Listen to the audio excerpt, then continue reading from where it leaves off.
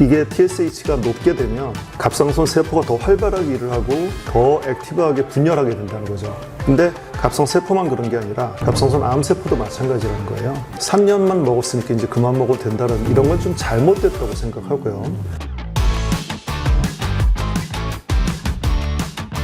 네, 안녕하세요. 갑상선 브로스 시간이 돌아왔습니다. 오늘은 거북이 카페, 유튜브 댓글 이런 이제 질문들이 많이 모여서 그걸 모아서 이 질문에 대한 답을 갖다가 하는 시간을 갖도록 해보겠습니다. 지난번에도 이미 질문을 많이 우리가 다루긴 했는데 또 거기에 또 질문이 들어오고 또 질문이 들어오고 그래서 그걸 한번 해볼 필요가 있다고 생각한 거죠. 이제 카테고리별로 이렇게 정리를 하는 게 좋을 것 같아요. 그래서 첫 번째는 약 호르몬 수치 관리 편 이렇게 네이밍을 했는데, 자, 질문이 현재 복용 중인 갑상선 호르몬 용량이 적절한지 어떻게 판단하나요? 라는 질문입니다. 일단 자료 화면을 봐주시고 우리가 피 검사를 하게 되면 이런 항목들이 검사 결과로 나오죠. 먼저 FT4라는 거는 프리T4라는 겁니다. 신지로이드라고 불리는 갑상선 호르몬 약의 성분인데요. 우리 몸에 생성되는 것과 동일한 성분인데 이 호르몬 농도를 보고 우리가 약을 잘 먹는지 용량이 적절한지를 판단할 수 있고, 또 중요한 지표가 이 TSH라는 건데 프리T4하고 TSH는 서로 이렇게 같이 간다고 사실은 저는 보고 있거든요.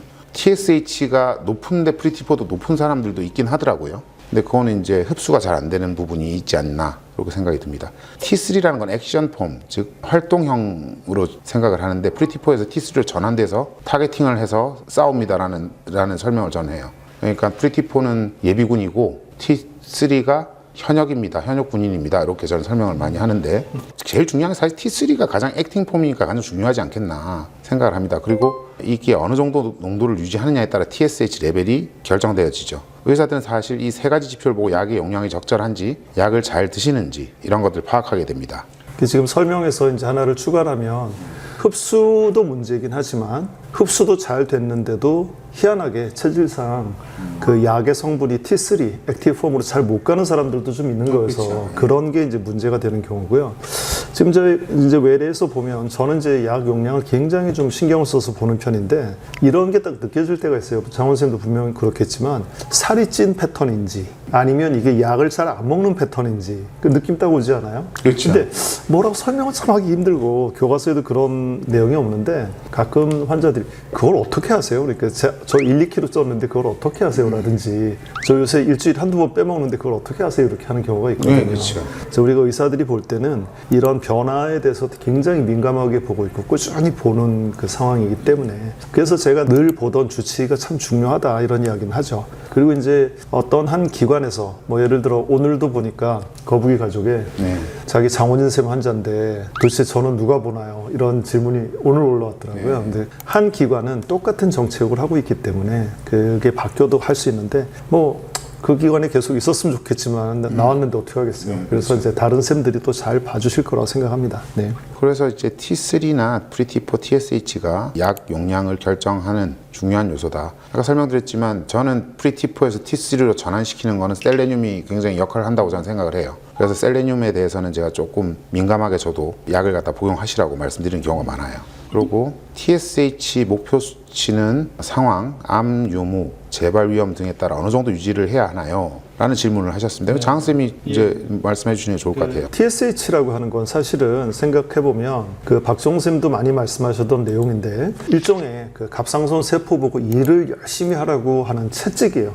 이게 TSH가 높게 되면 갑상선 세포가 더 활발하게 일을 하고 더 액티브하게 분열하게 된다는 거죠. 근데 갑상 세포만 그런 게 아니라 갑상선 암 세포도 마찬가지라는 거예요. 이 그림에 보면 갑상선 호르몬을 복용하지 않고 그러면 이제 TSH가 높아지고 암 세포를 자극해서 성장한다. 이게 굉장히 유명한 그림이죠. 그래서 TSH라는 거, 갑상선 자극 호르몬이라는 걸 최대한 낮춰주려고 노력을 하는데요. 이 이제 또 다른 사진이 이제 예전 우리 갑상선 브로스에서 했어요. 그 약을 먹으면 그 프리티4라는 게 생성되고 그게 이제 T3로 전환되고 하면서 이제 뇌하수체에 있는 TSH를 억압을 하게 되는 거예요. 그러니까 혈중에 그 호르몬이 높으니까 이거는 이제 더 이상 내가 갑상선 자극 호르몬을 내지 않아도 된다라는 거에서 네거티브 피드백으로 이제 억압하게 되는 거죠. 그래서 이제 환자들이 이제 그 TSH 컨트롤, 그러니까 우리가 이제 가장 중요하게 보는 의사들이 보는 그건 이제 이것도 하나가 중요한 포인트가 되겠죠. 네.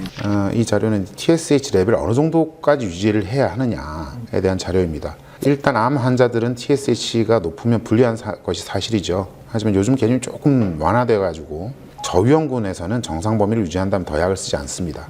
그러나 고위험군 환자라면 프리티포는 정상 범위보다 높게 유지해서 TSH를 억압을 해줘야 된다. 젊은 연령대라면 거의 체크가 되지 않을 정도로 낮게 유지하는 것이 유리하고 고연령층이라면 정상 범위의 로우 리밋 부분을 맞추는 것이 좋다. 이렇게 돼 있고 이 자료는 세계에서 공통적으로 받아들여지고 있는 기준인데 여기서 폐경 이후거나 65세 이상이면 약을 줄이라고는 하지만 우리가 늘 말하는 대로 조금 현실과 좀 맞지 않는 부분이 많습니다. 이게 아주 중요한 지적인데요. 사실 65세라는 연령을 고연령대라고 잡은 것 자체가 조금 애매해요. 우리나라 65세 너무너무 젊어요. 근데 전 세계를 이제 다 감안해서 생각하니까 65세를 고령층이라고 하는 것이지. 그래서 저는 이 기준보다는 조금 더 약을 세게 오랫동안 쓰는 걸 유지를 하려고 하고 있고요. 폐경이 꼭 짚혀서 나온 이유는 폐경 이후가 되면 골다공증의 위험도가 높아지는데 이때 갑상 호르몬도 높으면 그런 위험은 더 높다. 이런 이야기예요. 근데 이것도 역시 좀 맞지 않는 부분이 있어서 이런 거는 제가 조금 더 좀 다르게 생각을 하는데 이건 이제 전체적으로 전 세계적으로 받아들여지는 이제 프린시플이라는 거라고 이제 말씀하신 거죠. 예. 더구나 이제 재발한 환자들을 심한 환자들 많이 보시니까 더 그런 것 같습니다. 다음 두 질문을 보시면 장쌤 하실 말씀이 많으실 것 같아요. 반절제 후 신지로이드를 먹고 있는데 어느 시점까지 복용해야 하는지 기준이 있는지 궁금합니다. 라고 했습니다. 예, 이게 그 예전에 우리 갑상선 바로 알기 그 가프 채널에서 다룬 적이 있어요. 자, 이분의 경우에는 질문을 보면 반절제만 했어요. 그러니까 수술 전에 우리가 조사한 바에 의하면 저위험군이었을 거다라고 생각을 해요. 그렇다면 저위험군이라면 반절제만 하면 굳이 약을 안 먹어도 돼요. 그런데 이제 전제 조건이 있죠. 남아있는 갑상선이 일을 잘 하는가예요. 근데 이제 남아있는 갑상선이 신통치 않아서 정상 기능까지 못 올라오면 어쩔 수 없이 보충적으로 약을 먹는 거고요. 또 다른 하나는 뭐냐면 저위험군이라고 생각하고 반만 띄었어요. 근데 보니까 임파선 전이도 많고 피막 침범도 있고 수술 후의 결과가 이거는 안 되겠다 싶은 거죠. 그럴 때는 그 약을 먹어서 우리가 이야기하고 있는 TSH 서프레션이라는 방식으로 그 갑상 자극 호르몬을 억압해 줘야 돼요. 그래서 제가 이 질문에 대한 대답은 우리는 이제 반절제를 했을 때는 약을 먹게 결정하느냐 아니면 안 먹게 결정하느냐 두 가지 결정을 하죠. 그러면 먹게 결정된 사람은 계속 먹어야 할 걸로 보입니다. 그래서 제 생각은 이분은 끊을 수 없을 것 같아요. 저는 조금 틀린 게 저랑 박종쌤이 팔라시가 비슷하거든요. 임파선 전이 한두 개 돼 있다. 근데 우리가 피검사를 해보니 프리티포 TSH가 괜찮다. TSH 서프레션도 잘 되고 있다 자동적으로. 그거는 TSH 서프레션 잘 되는 거고 그리고 임파선 전이가 한두 개 있는 게 이게 고위험군이 아니에요. 고위험군의 리스크를 우리가 따지는 조건을 따져서 한다는 이야기죠. 그러니까 피막 침범이나 이런 게 있을 때 무조건 다 무조건 그건 아니에요. 그건 아니고 오해를 하실 수 있는 소지가 있기 때문에 예. 하여튼 TSH가 잘 서프레션 되면은 뭐 굳이 나는 약을 안 드리는데 TSH에 대해서는 보통 그거 같아요. 뇌하수체에서 나오는 이제 엄마의 잔소리라고 생각하면 돼요. 프리티포라는 애가 열심히 공부하고 있는데 엄마가 계속 잔소리를 많이 해.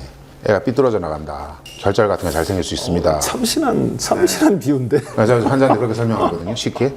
다음 질문은 반절제 수술 후 신지로이드를 1년 정도 복용했다가 이제는 안 먹어도 된다고 해서 중단한 상태인데 이런 경우에 나중에 다시 복용할 수 있는지 궁금합니다. 라고. 아마 이 질문 때문에 이제 내가 할 말이 많을 거라고 했을 것 같은데 이것도 역시 예전에 나왔는데요. 지금도 아직도 그런 분들이 좀 있긴 있어요. 갑상선 암이 여자들에게 흔한 질병이잖아요. 한 1대5 정도로 남성에 비해서 여성이 많으니까. 그래서 여성 환자를 많이 보는 유방암을 전문하는 사람들이 갑상선도 그냥 껴서 같이 보는 경우가 많았죠. 그럼 유방암에서는 호르몬 테라피, 그 호르몬 요법이라고 하는 게 기간이 있어요. 평생 먹지는 않아요. 그래서 이분들이 한 뭐 옛날에는 3년 먹고 끊었고 뭐 5년 먹고 요새 7년 뭐 더 지나가기도 하는데 그런 개념으로 이야기한 것 같아요. 그래서 아직도 그런 의사들이 좀 있긴 있는 것 같은데 솔직히 말하면 3년만 먹었으니까 이제 그만 먹어도 된다는 이런 건 좀 잘못됐다고 생각하고요. 그러니까 리스크를 정확하게 따져서 먹게 되면 계속 먹어야 되는 게 맞습니다.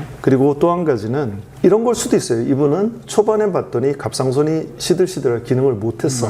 하다가 나중에 보니까 기능이 많이 좋아졌어요. 그래가지고 약을 끊자. 이랬을 수도 있습니다. 그렇다면 뭐 말이 됩니다. 저한테는 그런 환자들이 좀 있으신데 처음에는 약을 안 먹다가 그 다음에 수치를 검사해보니 TSH가 올라가서 이제는 약을 좀 드셨다가 우리가 차차 단계별로 적응이 되면 끊어드릴게요라는 환자분들이 제법 있어요. 그래서 이제 0.05를 스타트를 해서 드시다가 다음 3개월, 6개월 뒤에 수치가 어느 정도 프리티포가 1.5 이상이 되고 남아있는 갑상선에 힘을 쓰기 시작한다면 또 줄여요. 근데 적응하는 시간은 확실히 있는 것 같아요.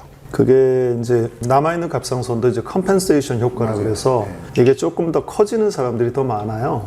반만 뛰면 그러면서 일을 좀 더 하게 되는 거죠. 그리고 이제 거기에 또 그 세월이 지나면서 다 좋아지는 게 아니라 나이가 들면 몸의 모든 기능이 다 떨어지거든요. 그러면서 갑상선 기능도 좀 떨어지는 사람들도 있어요. 그래서 그 젊을 땐 약을 안 먹었는데 나중에 보니까 기능이 너무 떨어져서 약을 먹게 되는 사람들도 있는데 그건 걱정할 이유는 없어요. 자기가 정상 기능 그러니까 일상생활을 잘하기 위해서 먹는 거니까 그냥 그건 부담 없이 드시면 되는 거예요. 네. 그럼 이제 다음 질문으로 넘어가서